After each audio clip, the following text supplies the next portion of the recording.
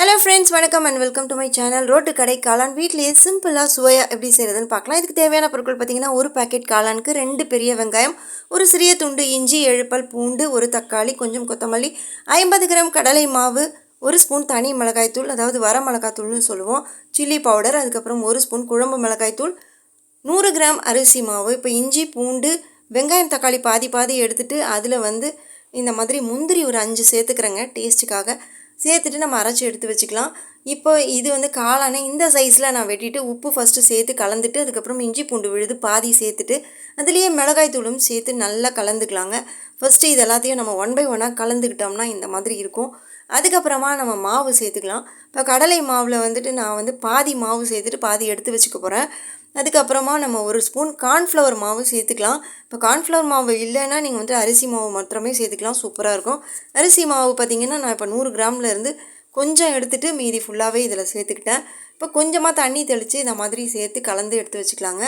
இப்போ கோஸு, வெங்காயம், தக்காளி, கொத்தமல்லி இதெல்லாம் நான் நல்லா ஃபைன் சாப் பண்ணி வச்சுக்கிறேன், அதாவது பொடியாக நறுக்கி எடுத்து வச்சுக்கிறேங்க. இதை நம்ம தாளிக்கிறதுக்கு யூஸ் பண்ணிக்கலாம். இப்போ நம்ம இந்த காளானில் பார்த்திங்கன்னா இந்த கோஸை நான் சேர்த்துக்கிறேன். அதாவது இந்த 65க்கு ரெடி பண்ணி வச்சுருக்க காளானில் இந்த மாதிரி சேர்த்து நம்ம கொஞ்சம் நேரம் ஊற விட்டுட்டு, அதுக்கப்புறமா எண்ணெய் காஞ்சதும் இந்த மாதிரி 65 பொரித்து எடுத்துக்கலாங்க. இப்போ நம்மளோட 65 நல்லா வேக வச்சுக்கலாம். சிம்மில் வச்சு நல்லா வேக விட்டுருங்க. நல்லா செவந்து வரட்டும்.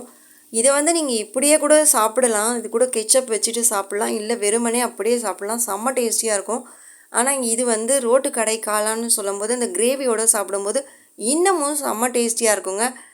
இதை மாதிரி செஞ்சு பாருங்கள். இப்போ நம்ம ஒரு கடாயில் எண்ணெய் ஒரு 2 ஸ்பூன் ஊற்றிக்கலாம். 2 ஸ்பூன் எண்ணெய் ஊற்றிட்டு இதில் வெங்காயம் தாளிச்சிட்டு, அதுக்கப்புறம் கரம் மசாலா தூள், பட்டை, கிராம்பு, சோம்பு அது அரைச்சி வச்சுருக்கேன், அது 1 ஸ்பூன் சேர்த்துட்டு, இஞ்சி பூண்டு விழுது மீதி இருக்கிறதையும் சேர்த்து வதக்கிட்டு தக்காளியும் சேர்த்துக்கலாங்க. தக்காளி கூட 1 ஸ்பூன் உப்பு சேர்த்துட்டு, அதுக்கப்புறம் நல்லா வதக்குனதுக்கப்புறம் மிளகாய் தூள் சேர்த்துக்கோங்க.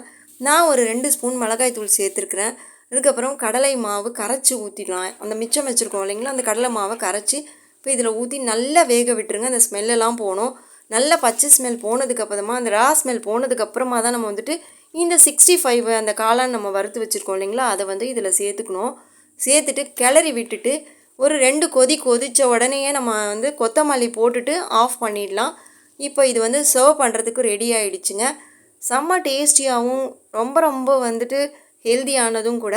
ட்ரை பண்ணி பார்த்துட்டு கமெண்ட்ஸில் சொல்லுங்கள். இதில் எந்த ஒரு சோடா மாவு அந்த மாதிரி எந்த ஐட்டம்ஸுமே சேர்க்கல. நீங்கள் இந்த மாதிரி ட்ரை பண்ணி பாருங்கள். இதே ரேஷியோவில் செஞ்சு பாருங்கள். செய்து பார்த்துட்டு கமெண்ட்ஸில் சொல்லுங்கள். மறக்காமல் சப்ஸ்கிரைப் பண்ணிக்கோங்க. தேங்க்யூ.